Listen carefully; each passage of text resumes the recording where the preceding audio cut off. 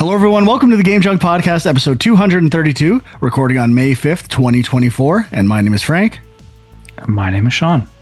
And my name is Andrew. And on today's episode, bit of a slow news week. We're going to talk about the Xbox price hikes. Gangrene is going to be seething. And another big Xbox announcement, Gears of War Reloaded, I believe, coming to Xbox and PlayStation this summer. Spoiler. Megaton.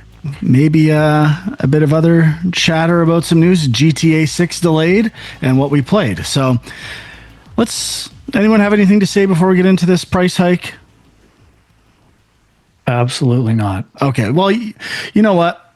Let's skip the price hike for now. Let's go directly to the Gears of War news. So Sean and I, just to kind of tie it into Split Fiction, we've been playing Split Fiction and had a bit of a pause on YouTube.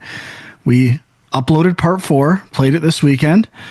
And during that, I asked Sean what remaster he would want the most right now. Mostly so I could tell him I want Jak and Daxter.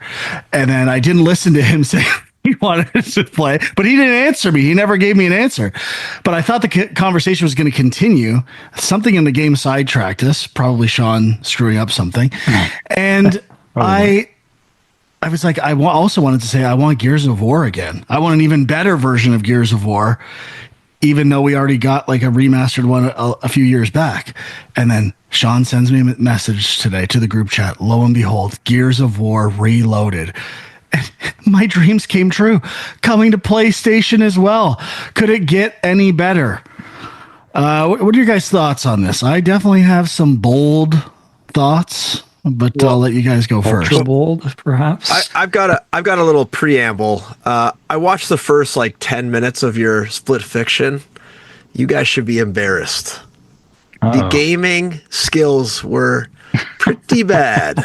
We took a month off from the game. We were just getting warmed up, bud. Oh, please. It wasn't your jumping that you kept failing on. It was the puzzle solving. That one platform was right in front of your face, Frank. And you just kept looking at Dwyer and be like, I don't know where to go. I was like, it's over there, right in front of you. Anyways, it was right in the first 10 minutes. You were looking at Sean's screen. Something no. It's so easy to backseat drive these things. Let's see some of your videos, and then we'll see how it goes. Hey, I got like an 8-hour binary domain video up there, buddy. Go ahead. Critique all you want. The evidence is there. A spiritual successor to Gears of War in some ways. No, we need a real successor to binary domain. That's what we need. Not even a remake or new game. That's what we need. But on the Gears of War front, I think it's a great idea to reboot it. I mean, we were kind of talking in the group chat how they already did the remastered, whatever they called it, right? Kind of like a remastered Gears of War thing. Ultimate Edition called Ultimate Edition. Ultimate Edition, yes, correct. Yeah, so I mean, they've kind of done a bit of it. I don't know what this one will be. Did the article say, is it a full remake or just a remaster? Reloaded could mean anything, really. It says new visuals, improved audio, all the DLC. When I looked at the screenshots, I have to say it didn't look that much different than the Ultimate Edition. It looks better, but it was a little unclear to me. Sean, what do you got? Well, yeah, they're just screenshots that show it's a higher resolution. That's pretty obvious. So, yeah. I mean, it's a little telling. I think that there's no video to go with this announcement, but I mean, yeah. One note is pretty cool. 0 loading screens during the campaign, taking advantage of fast loading technology. So that's kind of cool. Yeah. Sean, any thoughts or sorry, Huck, you had more. Yeah, sorry. I wanted to say, I think this is where you want to go with this anyways, Frank, but I think them doing this is great for Microsoft as a company in terms of all of your Microsoft fan base has already bought this game. The real hardcores have already bought Ultimate. So this game is you're probably tapped out in terms of the market penetration for Gears 1. So why not, spiff it up a bit, re-export that audio with a little less compression and put it back out for those sucker Blue Haze audience that'll lap this shit up because they haven't played Gears 1 in the last 25 years since it's been out, and they're going to gobble it up. And then Microsoft, you know what they do? They cash the check from Sony and they say, thank you, Sony, our competitor, for giving us 70% of the sales of the game we were never going to put on your system. Now we get 70% of all your audience. Thank you. And Sony says, thank you for the 30% of all the sales for a game we didn't have to work on. Yes, well, it's a now, love relationship. I just thought of this now. I think this game is also a Trojan horse. And I think they're promoting crossplay for the co-op, or for co-op and for multiplayer. I would assume. If Phil better make sure you can play with any friend anywhere, anytime. This is a global community at Xbox. And so if they get the multiplayer going there, I sense potentially, like Halo Infinite, Gears 6, or what was it? Gears E-Day multiplayer might be free to play.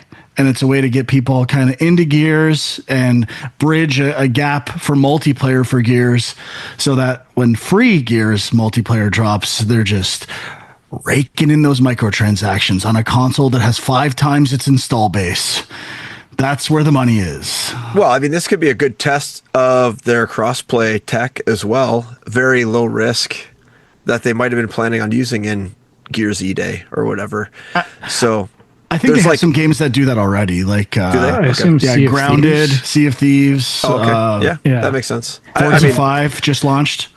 Right. It depends if they're using a similar kind of like Gears offshoot project. But yeah, that makes Sean, sense. you seem to be the last. You're a nice guy. Let's just say it. You're not the last nice guy, but you're a nice guy, and you're the last person that seems to be kind of defending Game Pass and holding on to this console wars, that it's not over yet, or there's still a place for Xbox. What do you think about this move? Well, I do like Game Pass. I mean, there's a lot of games they just put out that's going to keep me busy pretty much for the rest of the year. But yeah, I mean, the Gears of War Reloaded announcement popped up, and I was like, who cares, right? But then the PlayStation thing was kind of buried in the article, and that is obviously the bigger deal.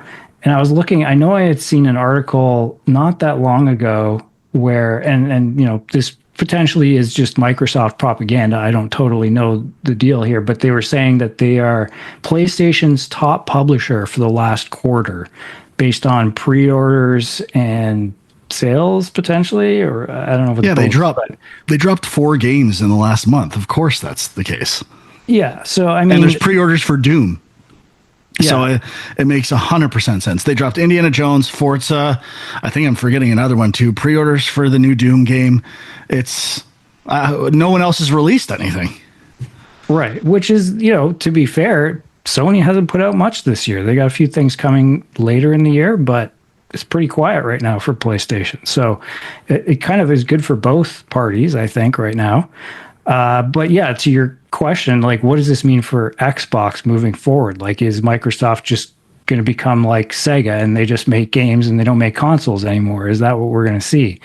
And I mean, I think we already know the next Xbox is in development.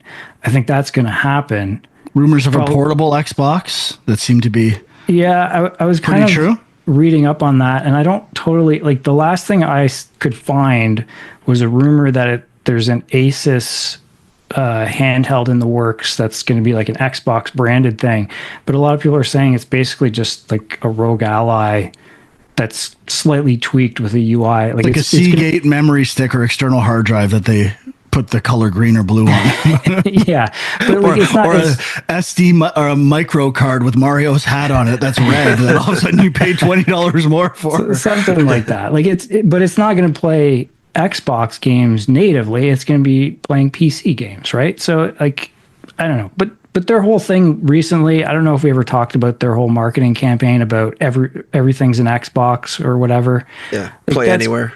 They're definitely making a shift right now, and it does seem like, yeah, you know, moving away from trying to sell you their hardware, which is probably smart. But yeah, what does it mean? I don't know. Like in terms of Gears is, right up there with Halo. So Halo's probably around the corner, and if Halo ends up on a PlayStation console, I think at that point it's done. It's game over. So Look, I told you this months ago when they dropped the first games. The day Gears or Halo comes to PlayStation, it is over. I don't want to hear about a console war ever again. Microsoft lost. They can still make money. They can still have Game Pass. I don't give a shit. But all this, like, which console wins? I love console wars. I'm kind of sad that it's over, that I have nothing to talk about anymore. But I mean, you've basically conceded defeat. I mean, we have no choice but to launch our games on your platform to make money. You can make it say, we're the good guys. We want everyone to play our games. We're for games for everyone, or everything's an Xbox, including a PlayStation. How ironic. But it's over. And stuff like this kind of makes me want to flip to Xbox, just by nature of contrarianism. But it's not going to happen. Well, the things you're going to have left is basically it'll probably launch first on Xbox, and it will be on Game Pass. So, if you're still somebody who's like, looking at their options in terms of buying a new console, maybe it makes sense to buy an Xbox and Game Pass and you're done. But for most people who already have a PlayStation and probably will continue to buy PlayStation, now you get everything. So all the people who see all the greatest game franchises that win Game of the Year every year and other ones are only on PlayStation. Why would I ever buy an Xbox? And at least I can play those games and Microsoft gets their money too. Let's not pretend here that all the great games are on PlayStation. A lot of highly rated Xbox games out there. We know the payola runs deep on those. It's out of control. We'll see what wins Game of the Year at the end of the year. It could be a Microsoft game, but maybe IGN could give it to Forza Horizon 5 on PlayStation again. That was definitely a Game of the Year. You don't think the advertising payola is out of control? IGN is I'm going to go down that road again. IGN, the worst offender. When I saw an article saying like it was a problem, or I'm concerned about PlayStation focusing on AAA games, that's troublesome. What are you talking about? These games dominate the Game Awards. Everyone loves them, whether they're Astrobot, Helldivers, Last of Us. These are the most beloved game franchises of the last 20 years, aside from Nintendo. Nintendo is right up there as well. Not going to deny it. But it just makes me feel vindicated that when did these consoles launch? 2019? I said, it's already over. Look at the games coming out. It's already over. And it only took everyone and Xbox and Phil 6 years to finally concede. It's okay. Some people just see the future. You know what? I agree with you. I think it is over, but not the reason you're saying. I think Phil is right. This whole play anywhere thing is genius.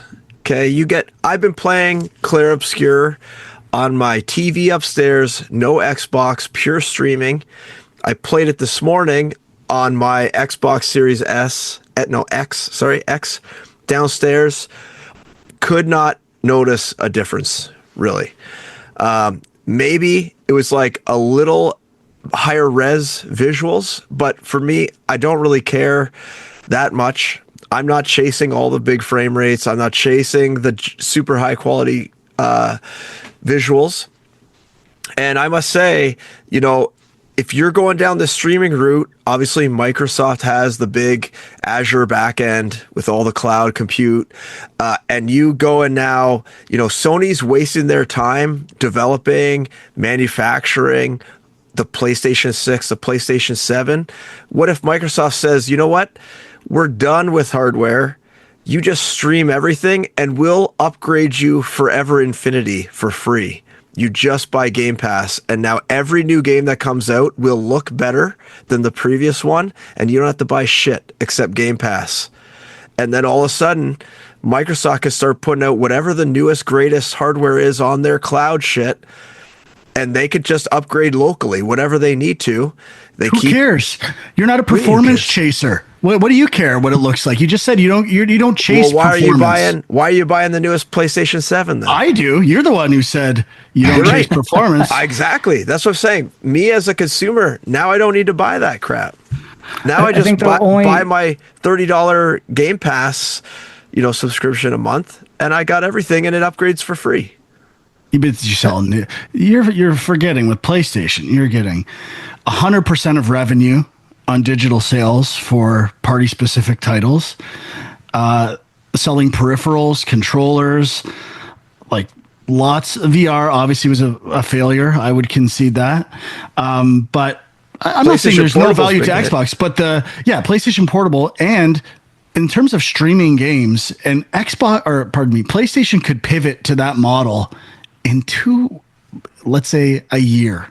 In a year, they could pivot to the same model if they wanted to, if they thought that's what gamers wanted, and provide a much better gaming library. And if they actually simplified or condensed all of their branding for PlayStation Plus premium garbage that no one can understand, including the most devout Blue Haze worshippers, it would be so easy to take over that market. Possibly. Yeah, I mean, they do have the cloud streaming on PlayStation Portal. I mean, I don't know why they don't add, like, for me right now, something like Blueprints comes out and it's on both PlayStation Plus and Game Pass. I will usually go for Game Pass because I have more options in terms of how I can play it. 100%. So that's, and like you said, Sony could do that. I don't know why they aren't, but yeah, I think the one thing that it doesn't work for, like what you're talking about, Huck, is for online kind of more competitive games. That's where a little bit of lag kills you. For now, yeah. Okay, question for Sean. Please tell me all the different ways you played Blueprints. Played it on my phone, played it on my Xbox One S upstairs, and Xbox Series S, and on Steam Deck, on cloud on Steam Deck. You played a game on your phone, dude? Yeah, well, I told you we were away that one weekend when it came out, and I had some time, and I just fired it up. So I played Sea of Stars on my phone that way. It was amazing. Oh man, maybe I'm missing out on something. Maybe this is the future. You know what that is, eh? That's shitter achievements. I know that is. Well, I mean, I might just get a nice little stand for my Portal in the bathroom, like a charging stand. So whenever I take a dooski, it's time to get some trophies. But okay, I will concede. I've said that word way too many times this podcast already, but the streaming clearly has an audience, and Play Anywhere has an audience. I don't think it's as big as an audience as you guys think it is. I think a lot of people play on one or two TVs, and that's how they game. But maybe I don't necessarily think it's big right now, but as you said, I think Phil's seeing the future. If Phil's so good at seeing the future, maybe he should start buying developers that are good and make good games. The last 20 he's bought have been like middle at best. He's partnering with like the worst, like clearly on the downturn of creating games. They've been doing that for 20 years. So if Xbox is so tuned into what's coming, maybe they could focus on what the good games are and the good developers are and try acquiring some of those. Look, I think I've rage baited this console stuff enough. Before we get to the Xbox price heists. It is a heist. It is a heist. Question for Sean. Okay. Bring it on. What remaster game do you want the most right now? And then Huck can take it on after. I've never gotten your answer. I mean, it's not... I want Metroid Prime 2 and 3. That's what I want the most right now, but... Okay. I don't know if it's going to happen. Not bad. Yeah, it's doubtful. I would like it as well. I've never completed 2 or 3. And Prime was not as fun as I remembered it being. On the new remaster, which got a 10 on IGN. You gotta be kidding me. Okay, Huck, what remaster besides Binary Domain do you want the most? That was my go-to right now. I don't know. There was like an article I saw that then got retracted about like a Chrono Trigger remake. Oh yeah, I saw that. Yeah. Which might be like kind of cool. That might be up there for me. I replayed like a bit of the Chrono Trigger recently, and every time I play that game, it kind of goes down a bit, to be honest, in my pantheon of RPGs. Really? It is still a great game, but there are new RPGs like Final Fantasy VII Remake that are coming in and supplanting it. Even I replayed like Final Fantasy VI and liked that a lot more. Every time I play that game, whereas Chrono Trigger, it just kind of maintains where it is for me. Now, in that article, I believe I don't remember who said it. Someone from Square. I don't know if it was the designer or director. Yeah, it's like a of Chrono Trigger. mistranslation of one of them. Yeah, I'm not so sure. I think they're just covering it up. That could be. They spilled the beans accidentally that they're working on that, and there was some debate in the article about whether they'd want like a Rebirth remake treatment of it, or the Dragon Quest 2D HD pixelated 3D worlds. I kind of want just the same game in like the Dragon Quest format. I don't know if I want a full rebirth. And I'll tell you what, if they want to make some more money, I almost was going to say to you, just remaster the pixel remasters again, but in like the 3D Dragon Quest form and sell all of those again at like 60 or 80 bucks a pop. Yeah. Yeah. I mean, they could definitely do that. I don't know. I don't know if I want anything for Chrono Trigger, really. Yeah, I don't know. I should think about this and give you a real answer next week. Okay.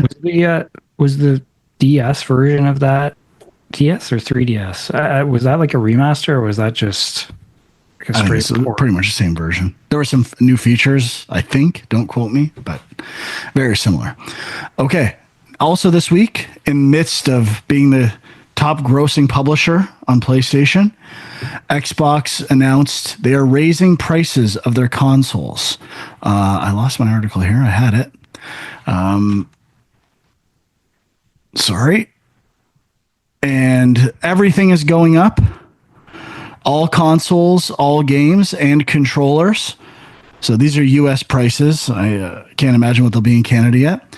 I'd say the main Xbox X One with Blu-ray went up $100 from $500 to $600. Although that's the smallest percentage increase. That's only a 20% increase. All the other ones are going up from 22 to 25% on their digital and S versions of the console. And their Galaxy Black Special Edition is a 22% hike. And controllers also going up, and games seem to be following a trend. Their major release games will be going up from $59.99 to $79.99, following the Mario Kart World model. It was Mario Kart World was $89.99, right? Yeah, I think so. I think so. So a bit less than that, which is kind of interesting. So, I mean, I don't think there's any surprise, really. I don't care that much. Do you guys have any thoughts?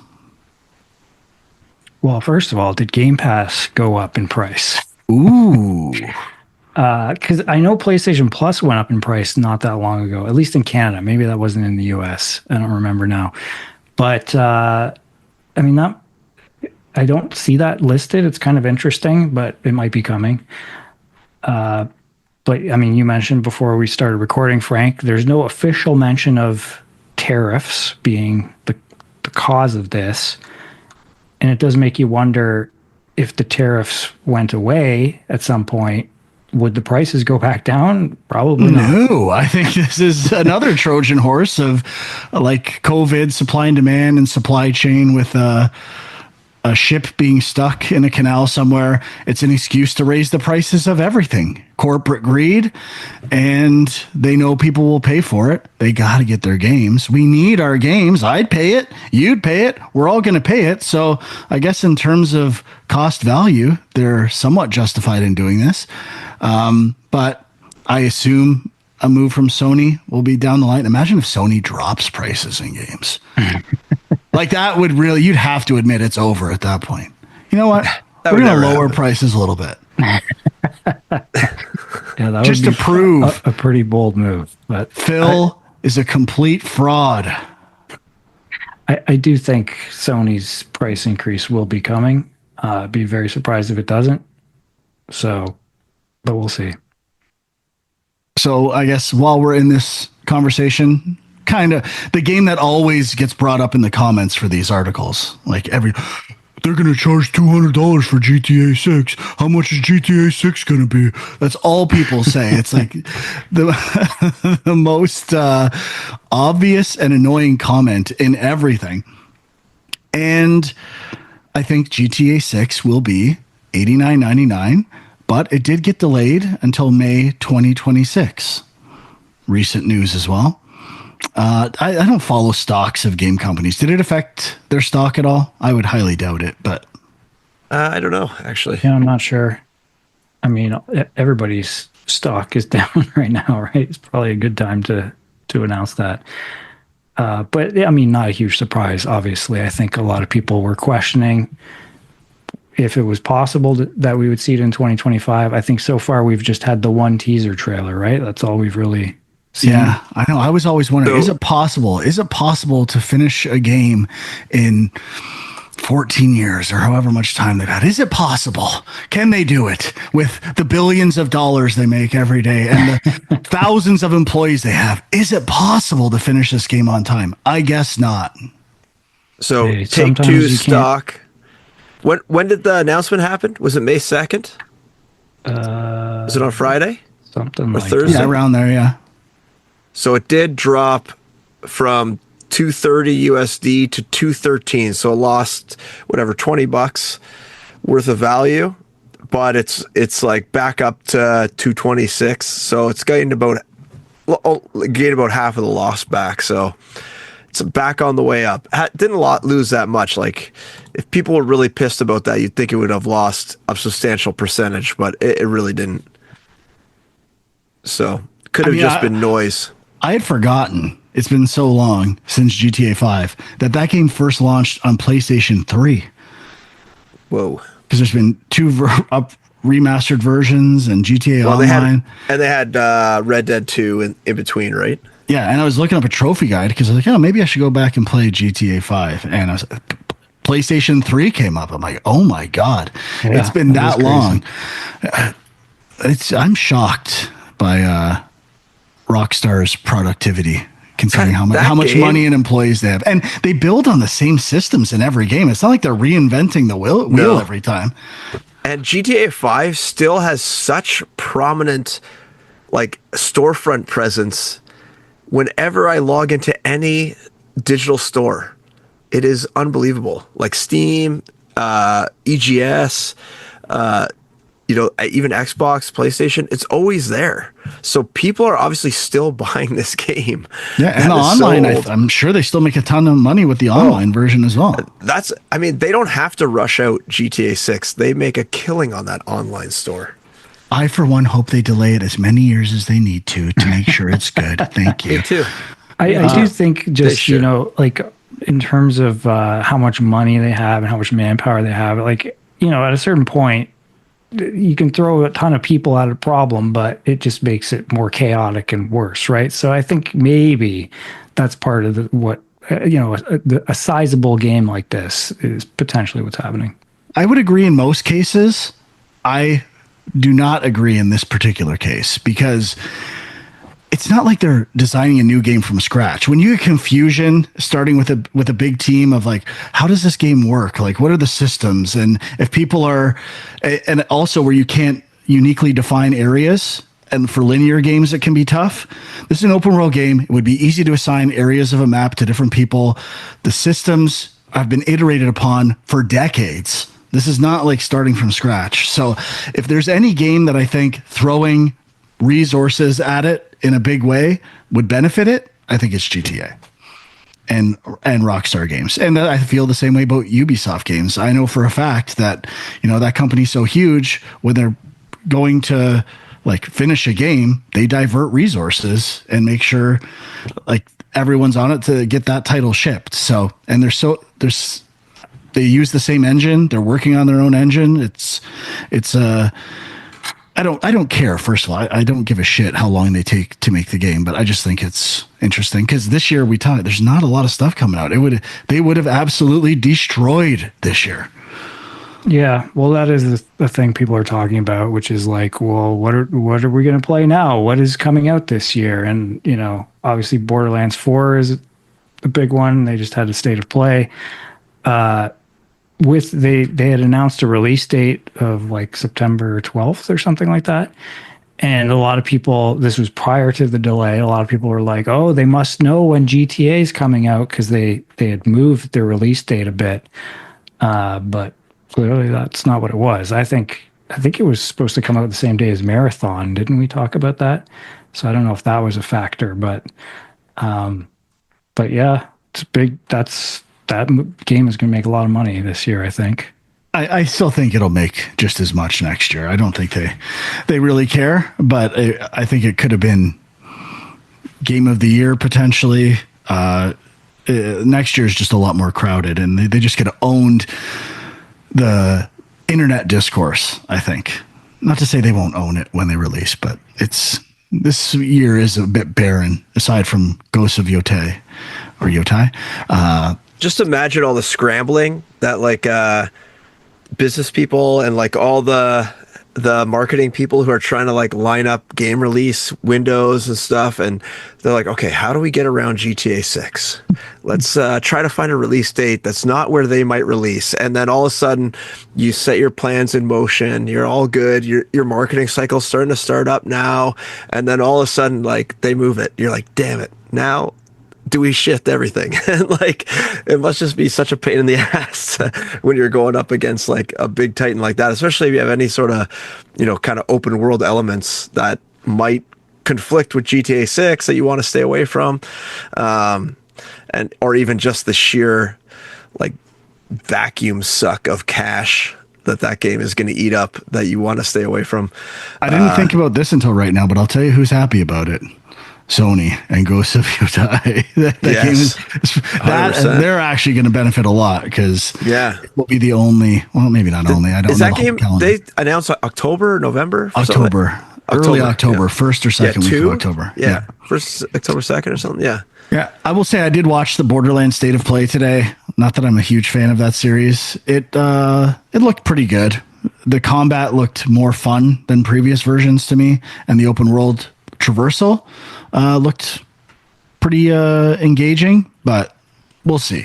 I might wait on reviews for that one, but I'm intrigued, but they seem to be really pushing going back to I think they said our more grounded version of Borderlands, and it seemed like kind of appealing to the sensibilities of people who like the old Borderlands, but not Borderlands 3. So I don't. Did it have Claptrap?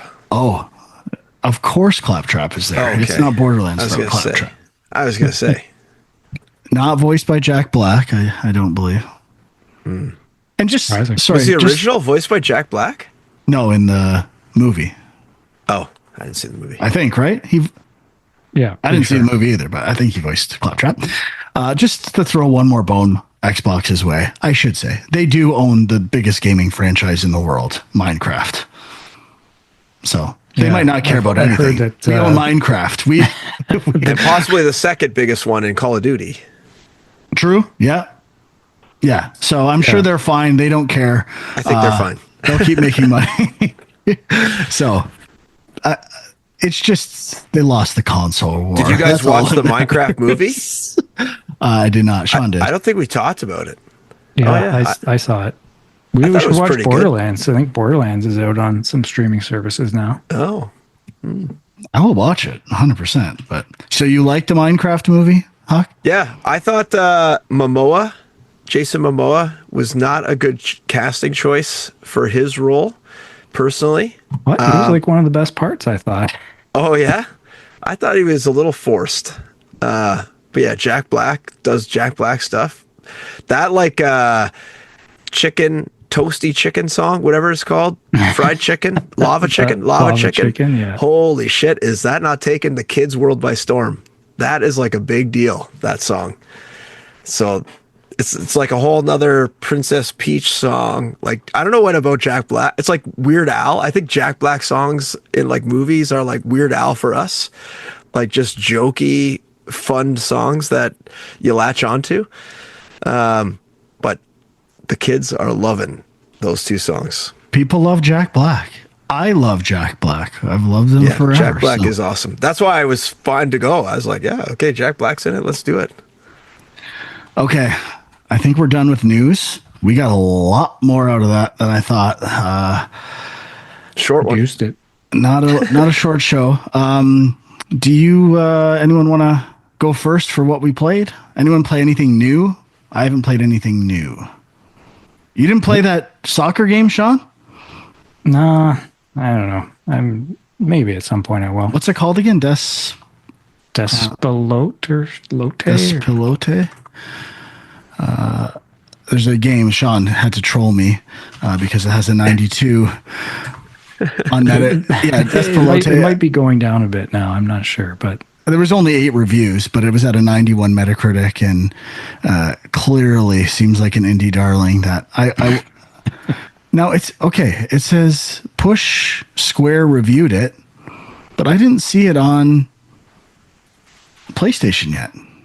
yeah, I don't think it is yet. Okay, I was gonna play it, but just for the record, Push Square, which was not represented on the Metacritic, it gave it a 5 out of 10. So, Oh, yikes. Good. I believe Push Square gave Embers of Mirror an 8, just for the record. And Kind of want to look up what they gave it Citizen's Birth. their Probably, GameCube equivalent, Cubed, gave it a 10. Cubed. Oh, it looks like it is on PlayStation. Did I say their GameCube equivalent or their Nintendo equivalent? Wasn't paying attention. Of course. We don't pay attention. That's the first rule of the podcast. Okay, what we played. Who's got something they need to talk about? I do, but I've been talking too much.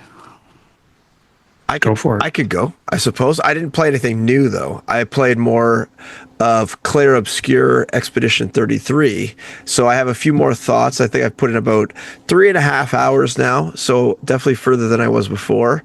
I wrote down some more notes here, though, that are a little more thought out. I'm still finding the menus a little clunky, especially around like the pictos. And like how they work and how they're equipped. I think I figured it out now, but it took a lot of like tinkering around and trying to figure out how do you equip them after you learn them. Like, I don't even know if I would have known to do that unless I had read or seen things that said you could do that.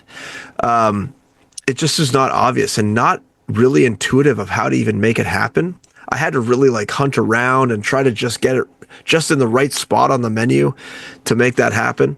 I think they definitely borrowed from Final Fantasy Remake a bit with the Picto system, because if you equip it and level it up, then it's permanent, kind of like the weapon upgrading in Final Fantasy, which is kind of cool. Yeah, I mean, like Final Fantasy VII Original did it like that, sort of when you would get a master materia, and then you could combine all of the green materia together into like one super green materia, and then you'd have all of the spells in one materia slot. You didn't know I didn't know that. Oh, God, amateur hour over here. Absolutely. Yeah. That's crazy to me. If you master all of the different colors, you get one Uber master for that color. Wow, that's pretty cool. Yeah, you got to be a real gamer to get that, let me tell you. Look, I play other game series than Final Fantasy. Anyways, back to Clair Obscur. So I think the menu, I like that system. I kind of find it that like you only have to win 4 battles to upgrade these things, a little low in terms of like a balancing aspect. But I guess they do give you like a ton of these Picto things. I also that's my criticism. I think there's too many of them. Like I just felt like I was being bombarded before I even got used to understanding the effects of one of them and how beneficial they can be. I think they give them to you too quick. Yeah, because you get them from just exploring and winning battles sometimes. So it's pretty they're a lot. And also I was kind of surprised that if you level them up for one person. They're available for everybody. I thought it would have been kind of like a per character thing, just to kind of, spread it out a little more, make the characters more individual, but it's not like that at all. It's basically you unlock it once on one person, and it's kind of free reign from there for everybody. Okay, can you explain it to me? Because I still don't understand. If you unlock it for any character, it still take. Am I missing something? Doesn't it still take a slot in one of your 3 things to use it? No, it's doesn't. like a different. It's a This different is what screen. I mean. You may not even understand the system yet. I kind of got it, but obviously not fully.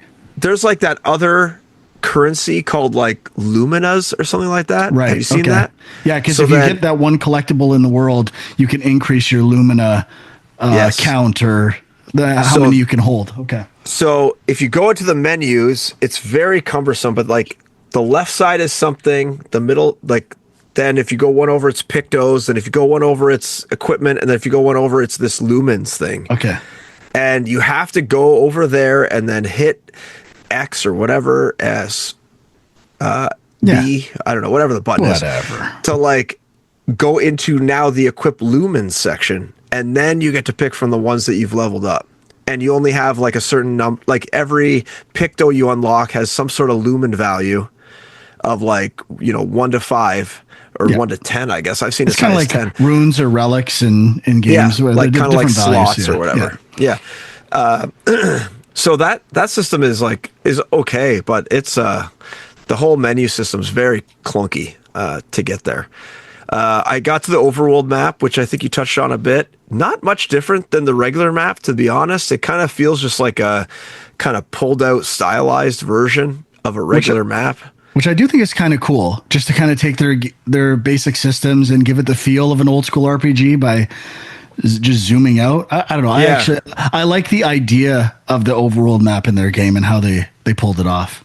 Yeah. And you can like camp, set up a camp and save and kind of do that sort of stuff, which is good. I think, so I have another note that like, I still think, I think I mentioned this last time, but like exploring could be a little better in this game. I do find that there are no or very few like key landmarks or visual language that really tell you like which is the right way to go down and which is the like secondary paths. So I'll find myself kind of guessing. And, usually when you play a game like this, the center path is usually the way you want to go. And then like the pathway off to the right or off to the left, those are the secondary paths. And, maybe they branch a bit from there, or there's some sort of like big tower or something that you're heading towards. But in this game, like I just got to an area where straight ahead looked like the very obvious way to go. And it was just a big giant circle.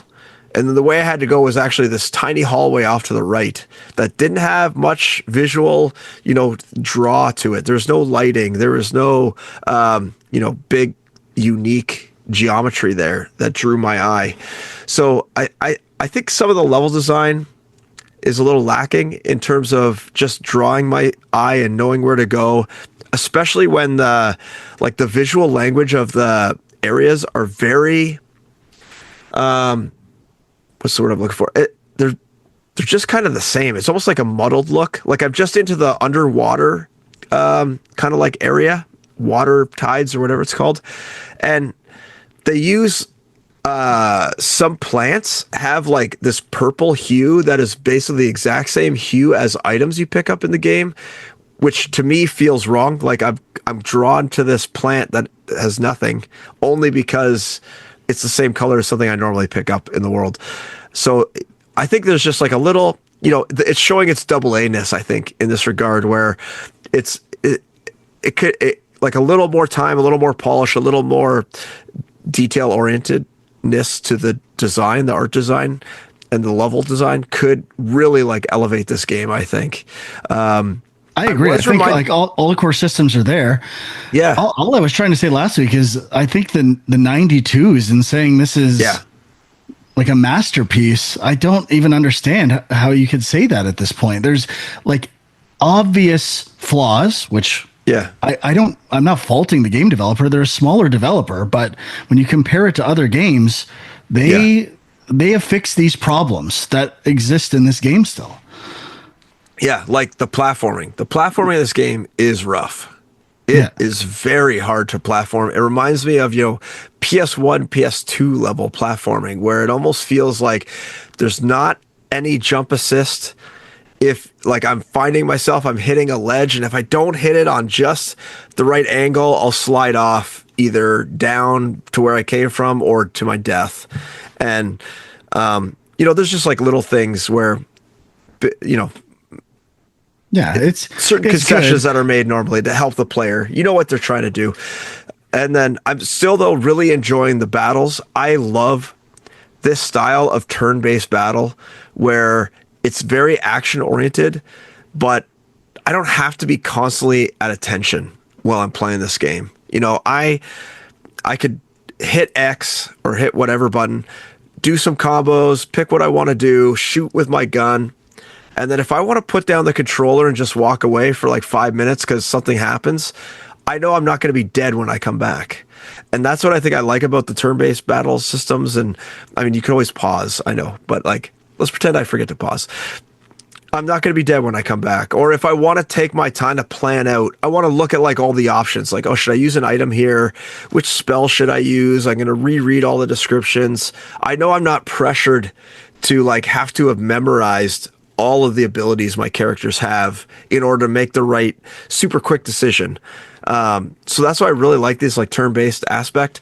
But I like it kind of like how I like the Mario and Luigi Superstars, whatever that is, where you pick the action and then there's some sort of, or you pick the attack, I should say, and then there's some sort of interactive moment where you have to react, and same with the defense aspect. And I really like that style where you don't have to be at attention the whole time like an action game like Neo or anything like that. This gives you like little time chunk of action, and then you can kind of relax for a bit. I like that aspect. With this game, you can't go away from a battle. If you do and an enemy attacks, like it's actually pretty punishing. If you get attacked several times in one battle and you don't defend properly, like you're toast. You have to almost play. But like in like an action RPG, if it was like my turn, if my character got, his turn or whatever, and then I just walked away, I'd be dead. But in this game, because it's now my turn, I have to choose my action first before anyone else can move. Oh, so you just the time to make the decision or kind of thing? Yeah. Okay. Yeah. Like, so the time to make your decision of what you want to do for a turn is infinite in theory. Yeah. Whereas like in other action games, you have to be constantly reacting and acting, moving around, making sure you have space and whatnot. Where sometimes that's just not the game I'm looking for. So I'm despite me just shitting on the game for a whole bunch there, I really like this game. I think it's really well done. It reminds me of just like a game that is just trying to be a fun, turn-based, somewhat action-oriented RPG, telling a weird story with like a weird environment. And I really like applaud the studio for making this game. I think it's really cool. I really like it. Whoa, little flip flop there. I know, Huge. like there's a lot of critiques, but like I probably wouldn't give it, a 92 or whatever it was at on Metacritic, but I still really enjoy the game.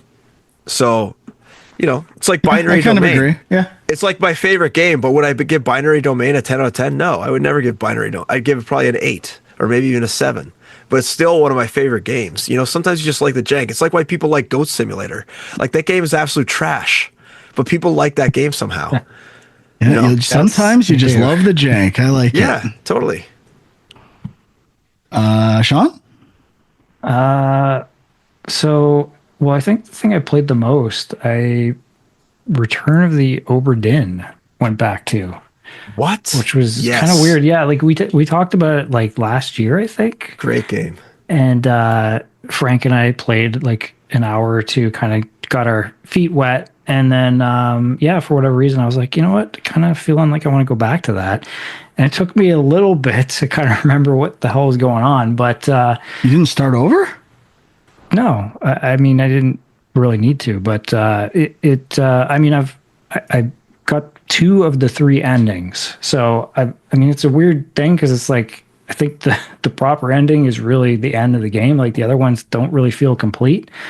But like I'm, making pretty good progress. Like over halfway in terms of like solving all the people's fates, I guess. So, but yeah, Did you look up any hints? A few things here and there. Nothing too crazy, but I know you're a stickler for these things, Frank. But I mean, that's the thing. I'm at a point now where it's like I'm really struggling to be like, is there something I missed here? There's good momentum throughout most of the game. Like first you kind of unlock all the different memories or whatever they are, and then you start piecing things together. And then, now I'm kind of at this point where I'm like, is there anything I can think of that I haven't connected that I know is there? And for me, there was one very specific thing that kind of like opened it all up.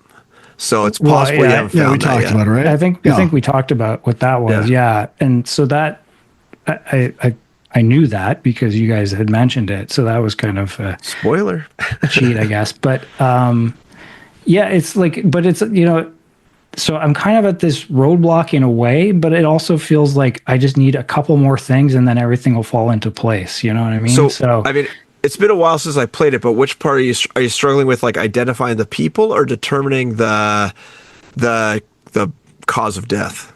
Mostly the people. Like I have most of the cause of deaths, and it's mostly like there's a couple groups of like top men, and I can't remember what all the groups are, but they kind of look similar, and it's like, how do I distinguish these people? So that's kind of what I'm working through now. But yeah, just, in terms of comparing it to like Golden Idol and other games that seem to have been influenced by it, it's like, I think I prefer Golden Idol, but it's just, that game is very like to the point, and you're like, because it's just this 2D interface of clicking on things, like you just are immediately going to finding the clues and putting them together.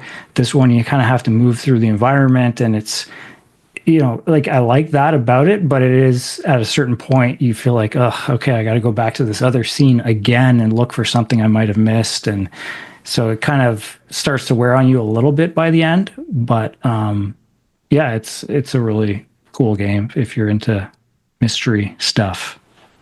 I just want to be clear.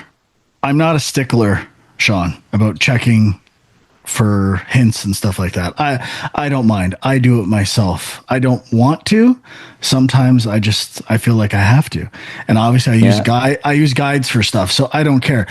When my reaction was more, I feel like a game like this, the whole goal should be to have not people look at hints. Yeah, I mean that's the thing. Like this game doesn't really have a built-in hint system like Golden Idol does, for instance. Yeah. So then you kind of go online and you're looking up like threads on Reddit where it's like, give me hints, but don't tell me exactly what I'm looking for. But then if I'm looking for something very specific, like how do I look for a hint for that one thing? It's a little tricky. There's a wiki. It would be a hard game to look up hints for because you could spoil the whole game. Yeah, if you get the wrong piece of information. So I don't know. I feel like that's kind of a tiny design failure that people need to look up hints I would for argue the hint system is in how it tells you have three. Every time you get three right, it tells you it's right. That's true. Yeah. So that is like narrowing the choices down as you go. And so, you pick off the easy ones, and then it will help you narrow down the choices for the other ones. But I mean, you're right. It's not like a direct hint system like you're talking about. Yeah, but that does help. There was a couple things where I was like, okay, I know it's either this person or this person, so I'll try both of them, and whichever one kicks in. If I know I have two right already, then you're good to go. Yeah. And I mean, you could kind of use that trick to your advantage if you have a case like that. Yeah. Yeah. So, I mean, if you haven't played it, go back, check it out. You definitely can see how it's influenced a lot of other games that are coming out now. So, yeah, my counter to that would be, even in Golden Idol, every time I feel like, I'm sure we've all done everything's red, so switch one thing till it's yellow and swap out all the alternatives until you know To me, that is a failure of the game if I have to do stuff like that. If I'm not actually figuring things out, actually also a failure on my part, right? Because I didn't figure it out with the information I was given. So when I resort to doing kind of elimination tactics, I feel like it's kind of cheating in a way, and not, it makes, it reflects poorly on both myself and the game. Yeah, it doesn't feel the most satisfying, but like I said, sometimes you have a situation where you're like, I'm close, I'm choosing between a few options here. It's not the worst thing in the world. It's more about just moving on, which also isn't a great sign. Okay, so the game I've been playing the most lately is Doom 2016. I've kind of gotten obsessed with it to some degree. I platinumed it today, so I have almost done all the multiplayer expansion trophies. There's 2 left I gotta get, so I've done it all. This guy's in. He's deep.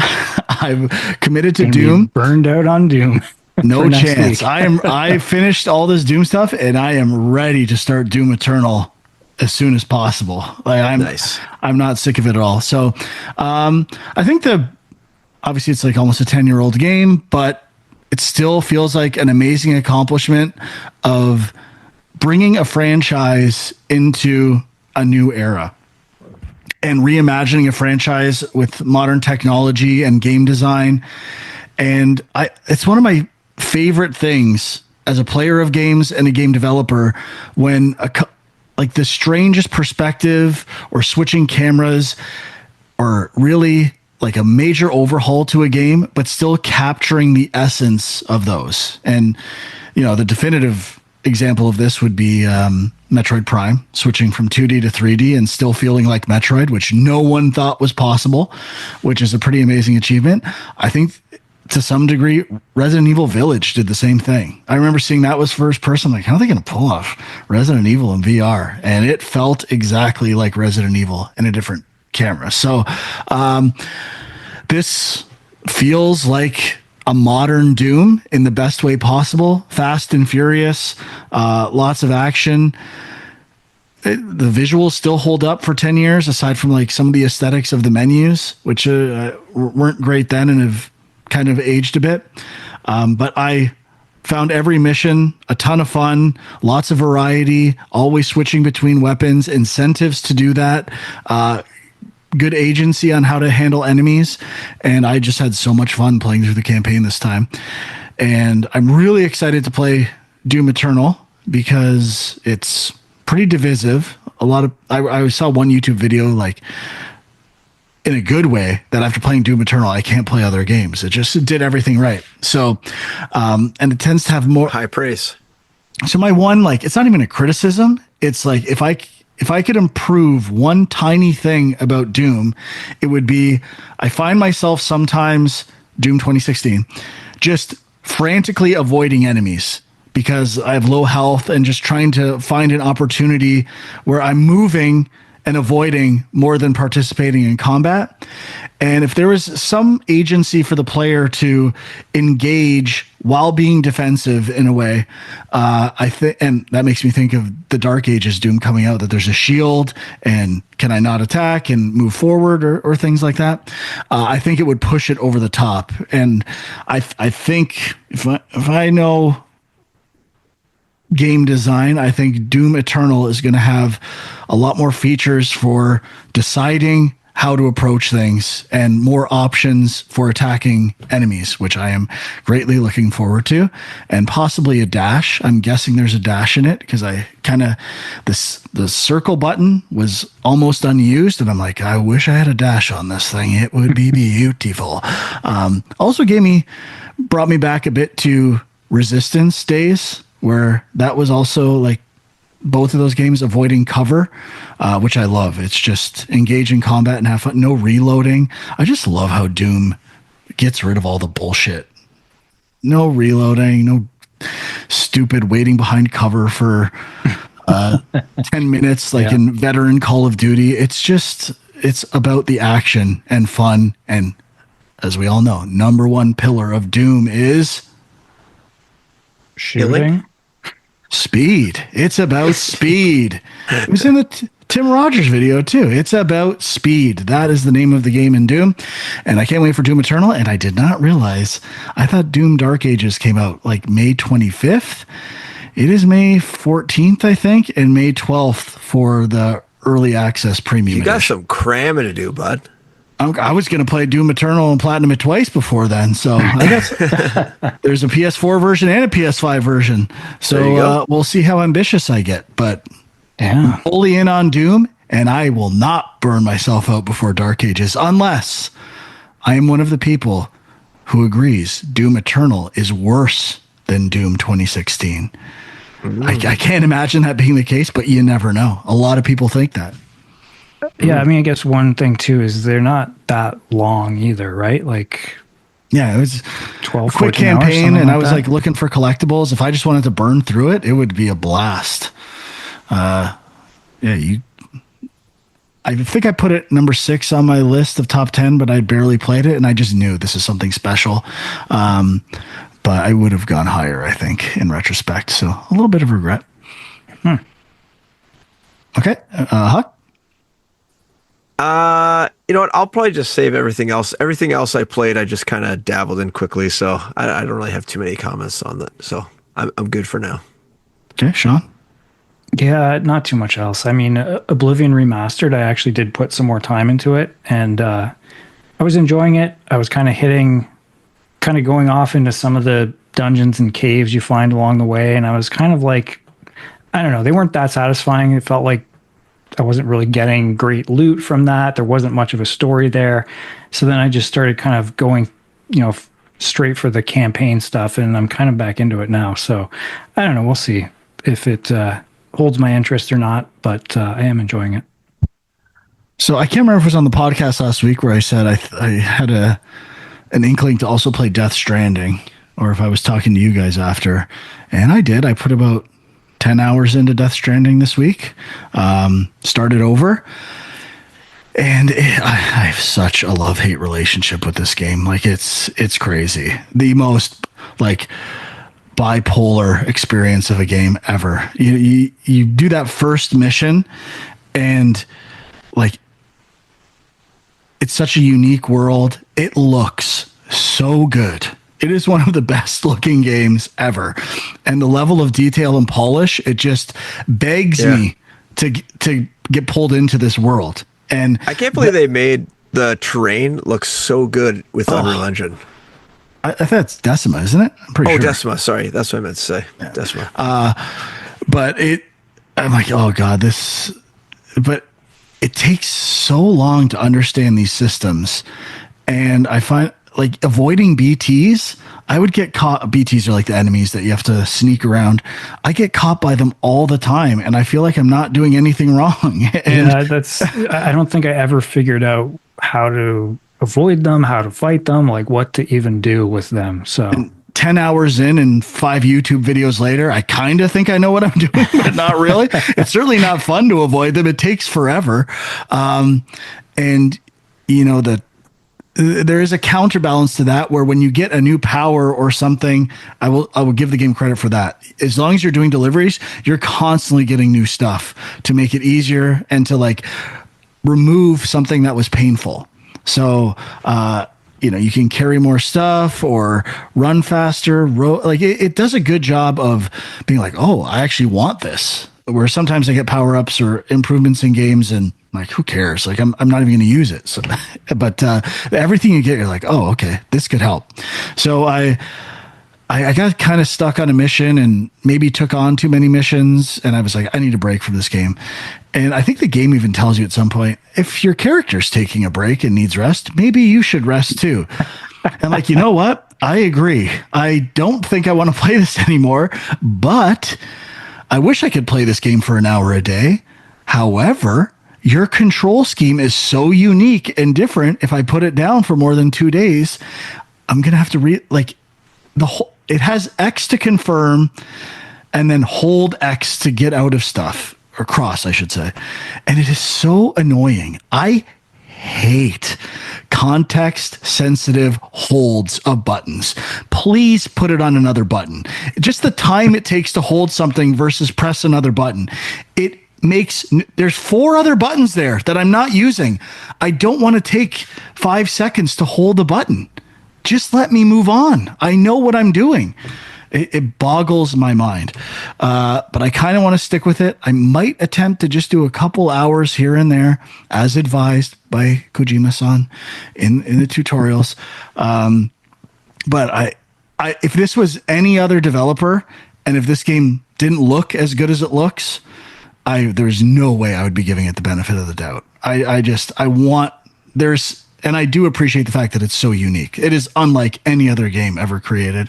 And I want to give it my time. It just actively pushes me away. It says, no, you don't. Go away. You don't want to play this. It's too annoying. This isn't fun. You don't want to play this. Yeah. The music still rules. It's such a strange game to evaluate, like to give a number to. Yeah. We'll see where I end up if I stick with it or not. Doom, it's not hard. It's like a 9.5 or 10 out of 10. It rules. Okay, that's it for me. Okay, sounds good. That's it for me. All right, so that's it for this week. Not sure if we'll have anything for next week, big news-wise. I think, well, something comes out. Oh, Revenge of the Savage Planet comes out, and I think Midnight Walk. Kind of interested in those. Well, I mean, I'll definitely be playing Revenge of the Savage Planet because it is on Game Pass, but I'm not sure about Midnight Walk. It's weird. I saw this on Metacritic, and the art is so similar to the first game, and Savage Planet is bold. I thought it was like a re-release of the first game. I thought for months that this was. So yeah, that is some crazy. Bad branding. But okay, cool. Yeah, I think Doom Early Access is the 12th, so depending on when we record, I might get some time in with that as well. But we are on youtube.com/GameJunk if you want to watch this or leave comments. And like and subscribe, please. And I think that's it. Discord links are there as well. So thank you for listening or watching. We'll see you next time. Bye-bye.